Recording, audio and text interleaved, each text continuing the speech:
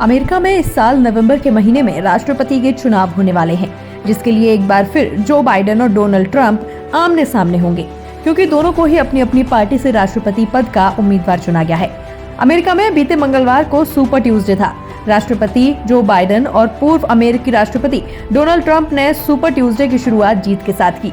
President Biden ने democratic party के उम्मीदवार के रूप में वर्जीनिया और आयोवा में जीत हासिल की, तो वहीं ट्रंप ने रिपब्लिकन पार्टी के उम्मीदवार के रूप में वर्जीनिया में जीत से शुरुआत की है।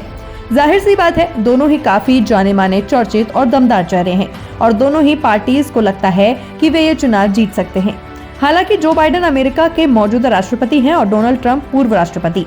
पिछले इलेक्शंस में जो बाइडेन ने डोनाल्ड ट्रंप को मात दे दी थी, तो क्या इस साल होने वाले इलेक्शन में भी पिछला इतिहास दोहराया जाएगा या फिर डोनाल्ड ट्रंप को प्रेसिडेंट की कुर्सी मिलेगी? आइए जानते हैं इस वीडियो में।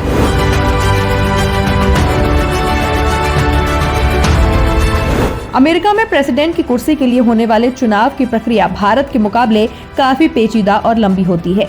ऐसे में ये समझना जरूरी है कि दुनिया का सबसे ताकतवर माना जाने वाला मुल्क अपने राष्ट्रपति का चुनाव करता कैसे है। दरअसल अमेरिकी संविधान के हिसाब से माने तो इलेक्टोरल कॉलेज के जरिए अमेरिकी राष्ट्रपति के चुनाव की व्यवस्था होती है।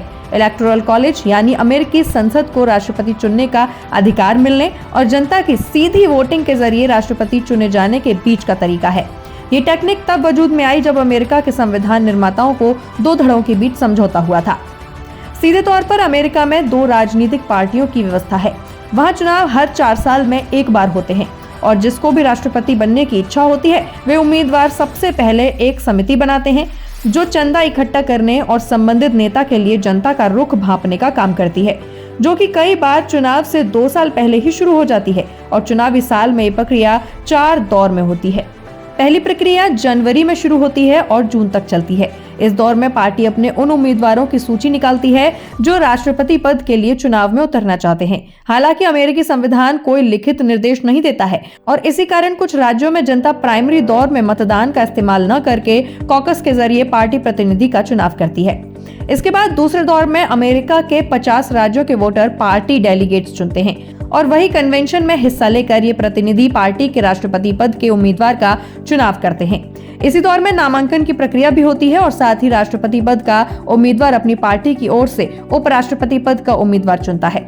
वहीं तीसरे दौर की शुरुआत चुनाव प्रचार से होती है। इसमें अलग अलग पार्टी के उम्मीदवार मतदाताओं का समर्थन जुटाने की कोशिश करते हैं और आखिरी हफ्ते में उम्मीदवार अपनी पूरी ताकत स्विंग स्टेट्स को लुभाने में झोंकते हैं। स्विंग स्टेट्स वे राज्य होते हैं जहां के मतदाता किसी भी पक्ष की ओर जा सकते हैं। और चुनाव की चौथी व अंतिम प्रक्रिया में इलेक्टोरल कॉलेज राष्ट्रपति पद के लिए मतदान करता है, लेकिन इससे पहले राज्यों के मतदाता इलेक्टर चुनते हैं जो राष्ट्रपति पद के किसी न किसी उम्मीदवार का समर्थक होता है। अंत में इलेक्टोरल कॉलेज के सदस्य मतदान के जरिए अमेरिका के राष्ट्रपति का चुनाव करते हैं।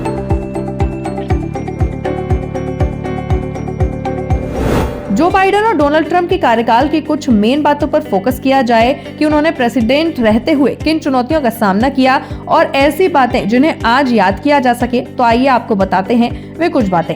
सबसे पहले बात करते हैं जो बाइडेन के कार्यकाल की, तो इसमें पहला पॉइंट है क्लाइमेट चेंज, जिसमें उन्होंने पेरिस समझौते में दोबारा शामिल होने का ऐलान किया और अपनी सरकार को जलवायु परिवर्तन को लेकर गंभीरता से निपटने का आश्वासन दिया था।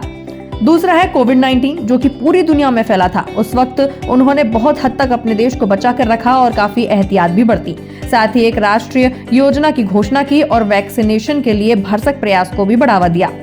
वहीं अगला है राजनीतिक समझौता, जिसमें उन्होंने कांग्रेस के साथ समझौते की कोशिश की, लेकिन उसी के साथ पार्टी के अंदर काफी कलेश और टूट का भी सामना किया है।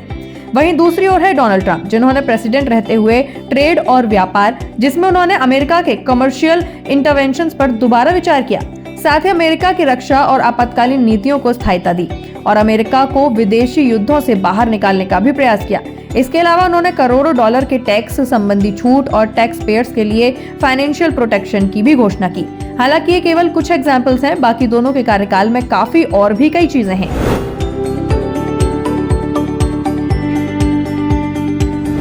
अगर जो बाइडेन और डोनाल्ड ट्रंप दोनों की ही विचारधारा की बात की जाए तो ये दोनों नेता राजनीतिक, सामाजिक और आर्थिक मुद्दों पर अलग अलग दृष्टिकोण रखते हैं।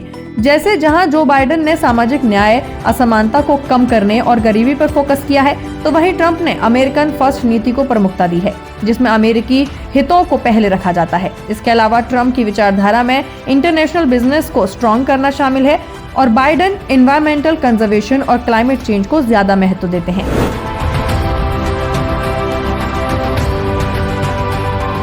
वैश्विक शांति के मामले में ये ज्यादातर specific time, situation and outcome पर निर्भर करता है, जिसमें कि नेता काम कर रहा है। इस कॉन्टेक्स्ट में डोनाल्ड ट्रंप और जो बाइडेन दोनों के कार्यकाल में वैश्विक शांति को लेकर अलग अलग एस्पेक्ट्स और रिजल्ट्स हैं। जैसे ट्रंप के कार्यकाल में उन्होंने अमेरिका की विदेश नीति को अमेरिकन फर्स्ट के तहत मजबूत करने का प्रयास किया। उन्होंने कई इंटरनेशनल रिलेशंस में चेंज किए, लेकिन कुछ ही टाइम में उनकी नीतियों और उनके कंट्रोवर्शियल बिहेवियर के कारण वैश्विक शांति पर प्रभाव पड़ा। वहीं बाइडेन की बात करें तो उन्होंने ग्लोबल कोऑपरेशन और इंटरनेशनल रिलेशंस को मजबूत करने और अमेरिका को इंटरनेशनल मंचों को दोबारा सम्मान दिलाने का प्रयास किया है। इसीलिए किसी भी नेता को वैश्विक शांति के मामले में बेहतर मानने के लिए कई कॉन्टेक्स्ट और आउटकम्स का एनालिसिस करना जरूरी है। इसीलिए कह पाना थोड़ा मुश्किल है कि कौन बेहतर है। ये निर्णय तो बहुत जल्द ही अमेरिका की जनता कर ही लेगी कि कौन प्रेसिडेंट की कुर्सी पर बैठेगा। Bureau report, Bharat Shri.